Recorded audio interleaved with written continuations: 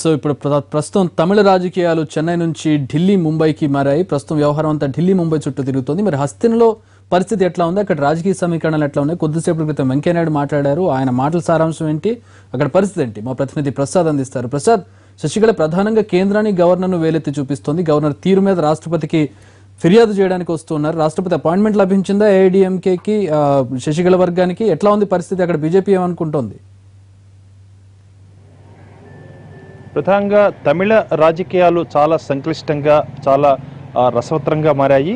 ఢిల్లీకి సంబంధించినంత వరకు లోక్సభ స్పీకర్గా ఉన్నటువంటి ఏఐడిఎంకే లీడరు నాయకుడు తంబిదురై నేతృత్వంలో రాష్ట్రపతిని కలిసే ప్రయత్నాలు చేస్తున్నారు. ఈ రాత్రి కల్లా ఢిల్లీకి అందరూ ఎంపీలంతా చేరుకోవాలని ఇప్పటికే అందరికీ కూడా సమాచారం ఇవ్వడం జరిగింది. అదేవిధంగా ఎమ్మెల్యేలంతా కూడా రేపు ఢిల్లీకి రానున్నారు.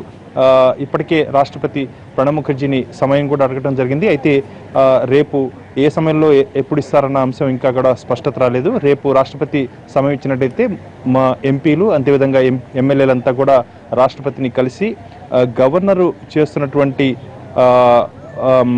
ఉదాసీన వైఖరి, నిర్వహిస్తున్నటువంటి ఎలాంటి స్పందించని పాత్ర గురించి వీరంతా కూడా కంప్లైంట్ చేసే అవకాశం ఉంది.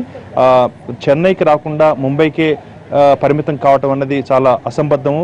రాజకీయ సంక్షోభం ఏర్పడినటువంటి రాష్ట్రంలో ఉన్నటువంటి పరిస్థితులను చక్కదిద్దాల్సినటువంటి ఇన్ఛార్జి గవర్నర్ విద్యాసాగర్ రావు వెంటనే వచ్చి శశికళ శాసనసభాపక్ష నాయకుడిగా ఎన్నుకున్నటువంటి శశికళకు ముఖ్యమంత్రిగా ప్రమాణ స్వీకారం చేసేందుకు మార్గం సుగమం చేయాలన్నది వారి యొక్క డిమాండ్. ఆ డిమాండ్ను ఆధారం చేసుకుని రాష్ట్రపతిని కలుస్తారు. అటు గవర్నర్ పైన ప్రత్యేకించి ఫిర్యాదు చేసే అవకాశం ఉంది. ఇక హోంమంత్రి రాజ్నాథ్ సింగ్ను కూడా కలిసి ఉన్న పరిస్థితులను వివరించి వెంటనే స్పందించాలని, కేంద్ర ప్రభుత్వం ఉదాసీనంగా కూర్చుంటే లాభం లేదన్న అంశాన్ని కూడా చాలా గట్టిగా కోరున్నారు. అయితే ఈ సందర్భంలో ఒక ప్రత్యేకమైనటువంటి అంశాన్ని చెప్పుకోవాలి.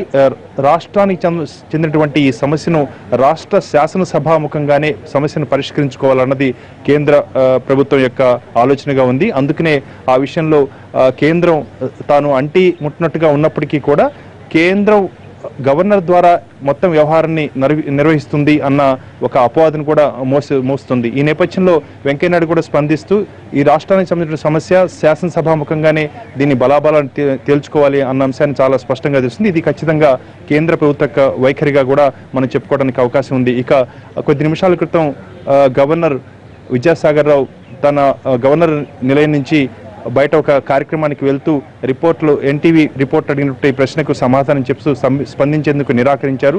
నవ్వుతూ ఆయన గవర్నర్ నిలయం నుంచి బయటకు వెళ్ళిపోయారు. కాబట్టి గవర్నర్ కూడా స్పందించే పరిస్థితి లేదు. ఎట్టి పరిస్థితుల్లోనూ ఆయన దీనిపై స్పందించేందుకు సుముఖంగా లేరు. మొత్తానికి